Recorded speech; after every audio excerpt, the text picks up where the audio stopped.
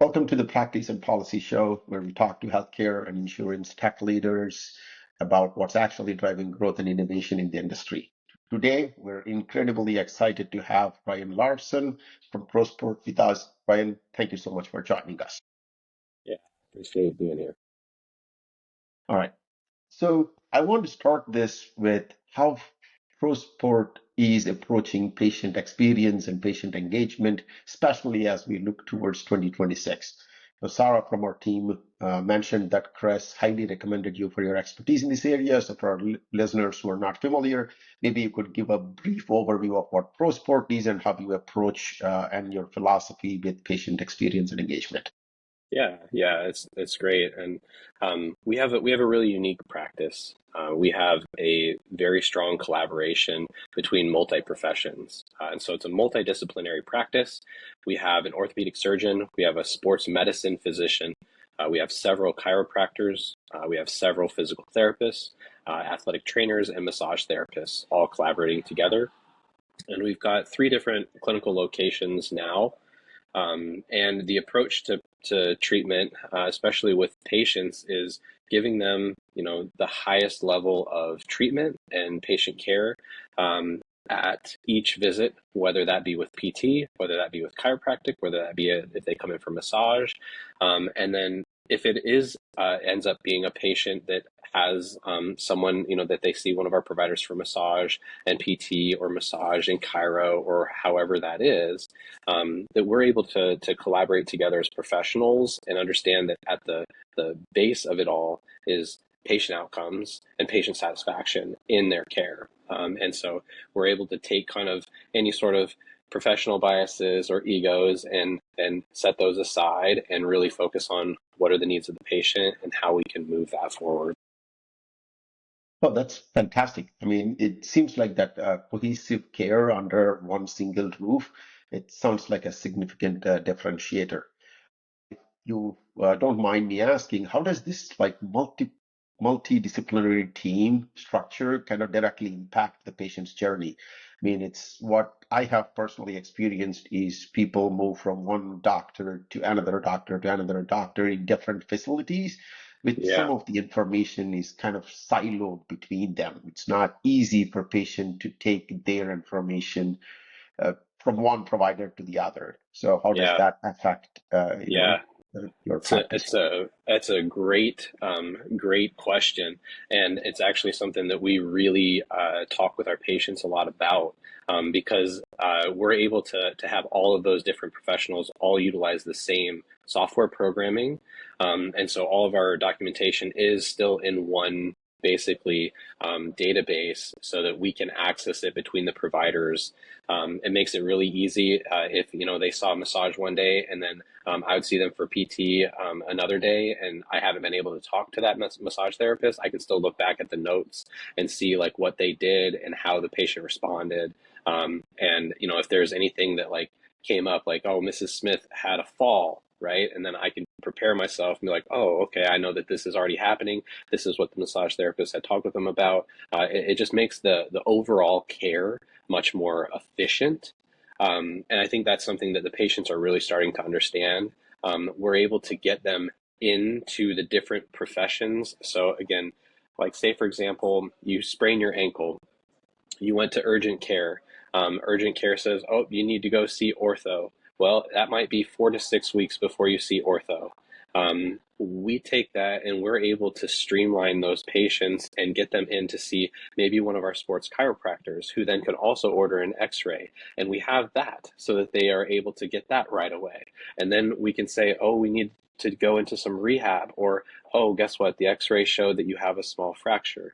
Oh, we're going to set you up with that ortho surgeon right away, right? Like, so all of that stuff basically takes the waiting um, to an extent, right? So like sometimes it's within a week, but 1 week compared to 6 weeks is a big deal, especially like for us dealing with athletes.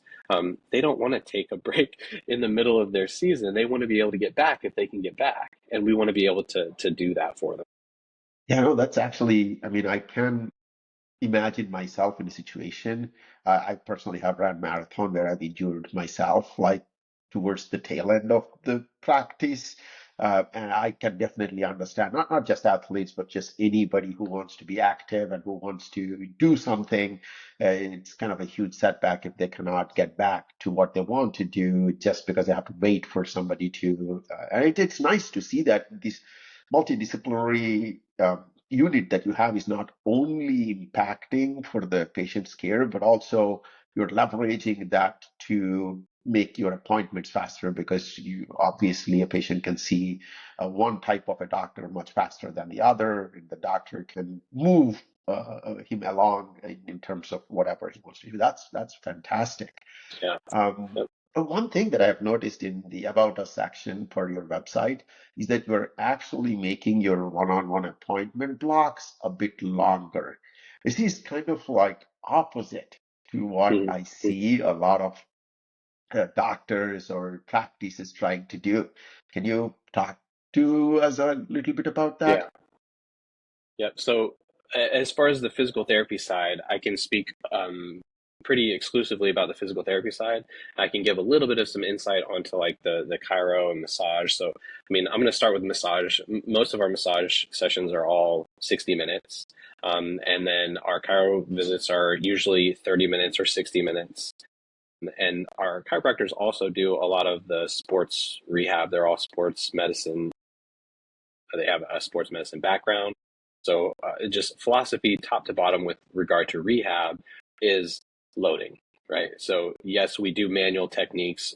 We do other sorts of treatment and things like that. But the goal is to get the patient ready and safe for loading and then loading progressions.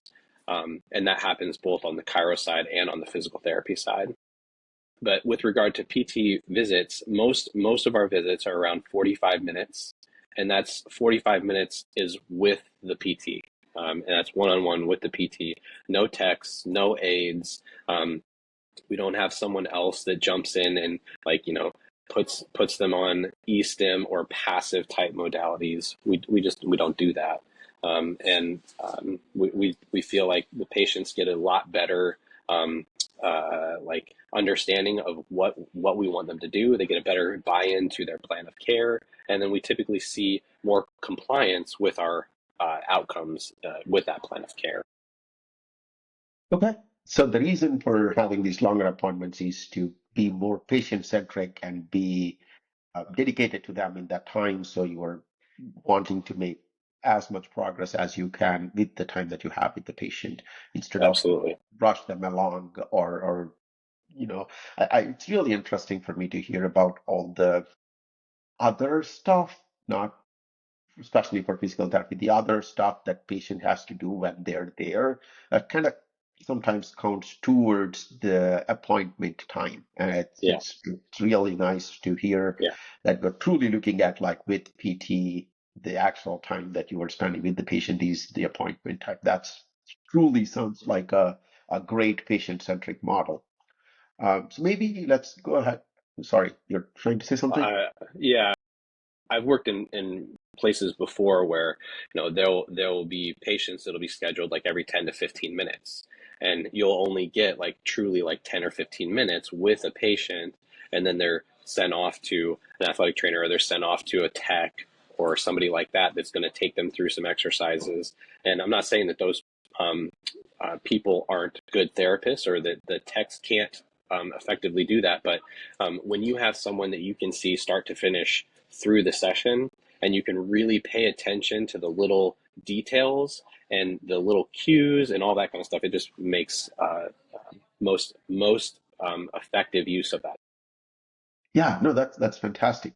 So maybe I think this is a good segue. So if you need that 45 minutes time with the patient, the operations of the other things that patient have to do, like maybe the billing, maybe the checking in and all of that needs to be taken care a little differently than other medical practices. Can you talk to us a little bit about how the operations side Yeah. of that work? Yeah. So I think there's definitely a huge like trend and shift towards a lot of that being done online. And so we have a ton of things that are built into our documentation system where the patients can pay their bills online, they can check in online, So like they aren't coming in and spending 10 minutes going through a whole check-in process. Yes, we do have people that work at our front desk. So I think we're always going to have that to some extent. There will be someone that'll be patient facing. But yeah, we have a lot of the patients that will do all of that stuff behind the scenes, off of their phone or computer. Yeah, no, I think that's a great way to not have physicians' time be spared towards that, right? I know that sometimes when you have to do in-person check-ins, kind of like the physicians kind of have to wait for that process to be complete. And even for patients, I think it's as a patient myself, it's a lot easier for me to complete that online versus like going there and sit in a waiting room and do that stuff. That's Yeah. fantastic. Yeah. As we look into this 2026, and what do you see as like these biggest trends or challenges in this patient experience that independent medical practices need to be prepared for? And if you don't mind me asking, how is Prosport innovating to stay ahead of these? Yeah. Yeah. So I think reimbursement is a huge limiting factor. There needs to continue to be more of a push, from the clinical side of it, um, to our contracted insurances, to get them to understand the value of physical therapy. I think it's something that for decades, there has just really not been a like super strong push, um, and like any sort of backlash from the PT side of it. It's just like, oh, that's what you're going to pay us, okay, right? But we need to really stand up for the value of our services and need to understand that, the insurances definitely need to take notice of the value that physical therapists can offer. Yeah, I think that's a really big thing. And then one of the other things that I'm seeing, as kind of a new trend is the remote therapeutic monitoring.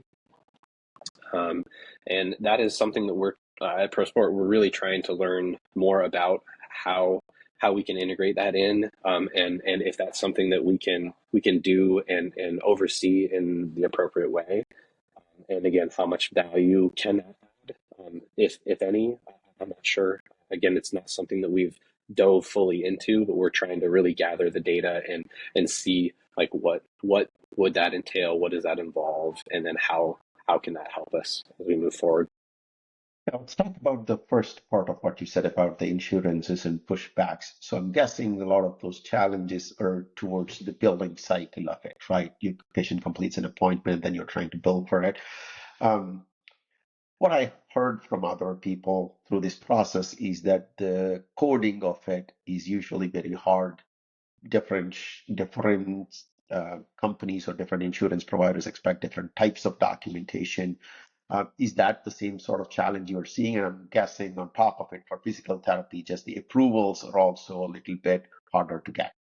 Yeah, I think most of it just has to do with making sure that, the activities that you're doing in the clinic, that you're documenting them appropriately. Um, I mean, I've been in practice for a long time now. There's a lot of the things as far as the coding and how like you have to be specific with the coding. It definitely has fluctuated over the years, but for the most part, the thing that needs to change is the actual reimbursement from the insurance companies to give more for what those units are. And just understand that the value of what we're doing and what we're doing with the patients should be reimbursed at a higher rate than what it is. Yeah, no, that makes sense. And you talked a little bit about remote monitoring. I'm just curious, are you referring to things like wearable devices that patients can wear and do that themselves so that you get the reports back? Is that what you're talking about? Yep, definitely. Yep. So, being able to, have the patients, whether it's a wearable device or if it's something that they utilize on a day-to-day basis, or, it's like a few days a week, they have to be able to track like their heart rate and blood pressure and some things like that, their body weight, BMI calculations, and then like if we set up a home program for them, it's a way for them to track and basically say how they are doing with their home program and whether they're doing it or not and actually doing it, and then how we're able to progress that home program outside of the clinic. Oh, that's actually a neat idea. I mean, I do see that trend also happening more on the workout regime side. A lot of programs that have been built as if you can do it from home, and then like Yeah, we just track it. But that's interesting to see how it evolves in 2026. And I think that I'll use that as a segue into AI. And I do think that as these models progress a lot more, and they may be able to analyze this data and put a picture together better than we can do today. But it's incredibly exciting to see how yeah, this can progress. So, as I touched on AI, let me ask you the question. yeah. Have you personally, for your operations or Prosport as a company, does use AI for any of the operations or treatment or anything like that? Yeah, absolutely. It's actually um, it's one of those things that, again, being in the practice, it being in practice for a while, like the AI kind of scared me initially, right? Like it's definitely something that's very new. There isn't a uh, like regulation is not really the word that I'm wanting to look for, but there's a lot that is just unknown, and the depth of what you can use it for is pretty astonishing. And so that's one of the things that has been really fun to kind of learn more about the AI. Our documentation system does use AI. We use voice recognition, so it does like an auto dictation kind of thing, and then we can also do spot dictation. So if we wanted to like put it into specific spots, like in subjective or objective, or if there's specific measurements that we want to just kind of have it track for us, we can just speak to it and have it integrate that stuff in. And then I only see that getting better and better and better as the technology continues to improve. I see it affecting more and more of like understanding load progression. I think that would be a really neat way of being able to utilize the AI and be like, hey, give me a calculation for, max rep. I'm just throwing stuff out there, but like max rep 100 pounds. Can you give me a 10% increase over the next 3 sets of what that weight would be? And then let's set that and track it over the next, 6, 8 weeks, and have that kind of help to lay out the programming and foundation. And then as the therapist, you can adjust or be like, no, that's more than what I want them to be able to do. Or I see them as they go through the exercise, I can be like, oh no, they're fatiguing at 8 instead of 10. So we're going to just adjust that programming. But it would take a lot of the time out of the equation for the therapist to really set up programming like that long term. Yeah, yeah. I have seen AI help in a lot of situations like that where you could always, even in the previous one, you could always gone back to Google and ask this question and then go to a specific calculator and put in your numbers and Yep. all of that. But like, I mean, that Yep. used to be the easiest thing, right? Yeah. Like a few That's years what ago, we've we couldn't done. even. We've done for years. Yeah, yeah, and Yeah. now like all of that step is gone, and it simply provides you with answer. Especially for the simple calculations, like you mentioned, you don't even have to Yeah. doubt the Yeah. AI's answer. Yeah. Like it's Yeah. 100% right all of the time. When it goes to a bit more complex tasks, that is when you would have to be a bit more careful leveraging AI. But for the simple tasks, yeah, it eliminated like at least 6, 7 steps that goes in between you asking the question and you finding the answer. Now, ask the question, you directly get the answer. Yeah. Uh, Yeah. It's pretty neat. yeah. So let's talk a little bit about challenges that as Prosport is facing, or what are a few things that you would hope be a little different than they are today. Yeah. Yeah. I mean, I think one of the big things across all medical professions is just accessibility. Um, we do live in an age, obviously, where there's all sorts of technology available, and so patients can get online and they can ask their own questions and they can kind of formulate their own hypotheses and things like that. But to actually get in and see someone who maybe is a specialist or has a little bit more understanding than what is out there on the internet, I think we're still not to where we need to be with that. I think some of the things with patients is accessibility based on cost. And so one of the other things that we're seeing, I'm going to come back to insurance, is the insurance premiums and cost of deductibles and all that kind of stuff continues to go up while the reimbursement stays the same or goes down. And so that is a huge disadvantage for PT profession, the medical companies as professions, and then for the patient, right? So they're having to pay more and more and more, and we're trying to give more and more and more to have them understand what that value is of coming to see us, and that's kind of a hard fight to keep fighting. Yes, I definitely agree with you on the accessibility part, where, I mean, you mentioned this in the previous conversation too, where some of these specialist appointments are, you have to wait 6 to 10 weeks before you could even see a doctor. So the accessibility is not there. And I think pretty much everybody can relate to the insurance premium these days and like how hard it is to actually get your claims approved and how much of it's usually a back and forth and how much time and effort, like, I mean, it's from all parties, right? I'm pretty sure the medical practices spend a lot of time dealing with insurance companies billing. I'm pretty sure from a patient perspective, we also spend a lot of time with insurances asking for like, why I thought this is included, why is it not, why Yeah. is it here? It's like it's not clear. But one of the things that I hope will happen very quick is that AI, with its comprehension, can help uh, clear some of these questions up front, where I can upload my benefits guide that insurance provides Oh yeah. me and ask it a question like, yeah, can I go here for this? And it be able to answer that for me. I do think that if we have tools like that, it is helpful, but I do agree it has to happen from all parties. All parties has to come to the table and say, I mean, we have to fix this, otherwise it's going to be very, very hard. Um, so let me ask, I think maybe a same question, but let's say you have a magic wand and it can Yeah. provide you with like whatever you want. What would you wish for, like Oh from a man. professional standpoint, for like Oh this man. where we stand today? Um, one of the hard things that we run into is being able to continue growth with our from within, not necessarily from patients, but to be able to really find the qualified people that we want to bring into our practice. Um, and some of the regions that's much easier. The availability, the area just kind of speaks for itself, and it's more desirable places to live and things like that.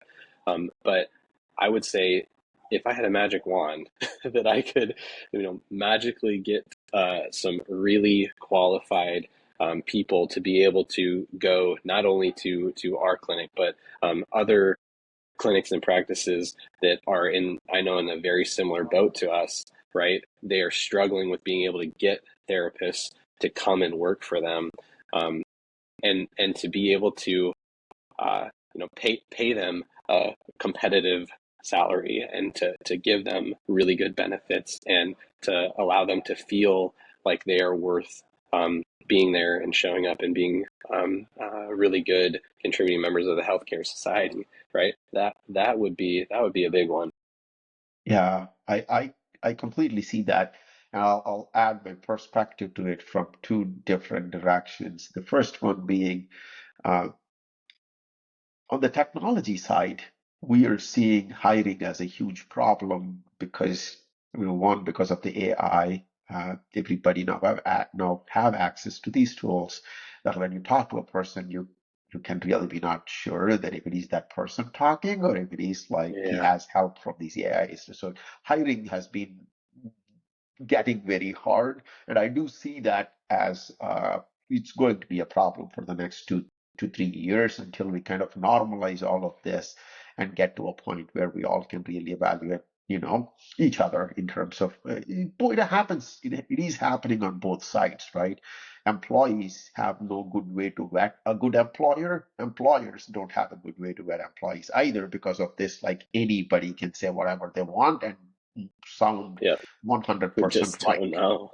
Yeah, Yeah, we yeah, just don't know. it's getting very hard to detect deception. And two, on the rural healthcare side, I do see, I mean, not just you, I heard from other people as well, where hiring great people in specific settings is a challenge. As you said, like not just from a, sometimes it's easy to lure people to locations that are already attractive, uh, but certain places is going to be very hard. And I do think that it's not just from a therapy standpoint, but like in general, finding great physicians, great doctors for the rural health population in US is a challenge for us. And it's hopefully it gets better. I was one of the projects that I worked on early on was about remote health, and that's kind of where they're hoping they could solve some of these problems, where we can really treat people remotely for a lot of these common diseases. Maybe you can reduce some of that burden on the current practices, but independent medical practices will have, it's even more challenging for them to find great doctors. Big chains have an advantage of the name backing them versus independent medical practices. All right, let me ask you one last question. What advice would you offer to like other medical practices that are maybe just focus a little bit on improving their patient experience and how they want to drive growth? Uh, Yeah, yeah. I think one of the biggest things, it may sound cliche, but I mean, you have to know your patient. You have to know your patient population, and you have to know what is it that makes your business stand out or unique from anybody else, and you need to lean in on that. And then, however you need to, make it known that, if you're a sports clinic, you better be pretty darn good at sports, right? And if you're a post-operative clinic, you better be pretty darn good at understanding what the main surgeries are from the referral sources and how to advance those patients, and being able to uh, watch the patient growth, right? Being able to get good experiences from your current patients so that they can tell other people about it, and continuing to have that word of mouth referral. Those are really big things. yeah, that's fantastic advice. I do agree that like as a patient, I feel a lot more comfortable talking to people who I feel like they know me versus who are going through a routine of check boxes that they have to check every time I visit them. So that's fantastic advice. As you said, may sound a little bit cliche, but it's one of the most important things that I look for in my personal experience. So Ryan, thank you so much for joining us and for all the advice that you have shared with us. It's been fantastic talking to you. Thank you so much. Yeah, I appreciate it. Yep, anytime. You have a good day. Thank you.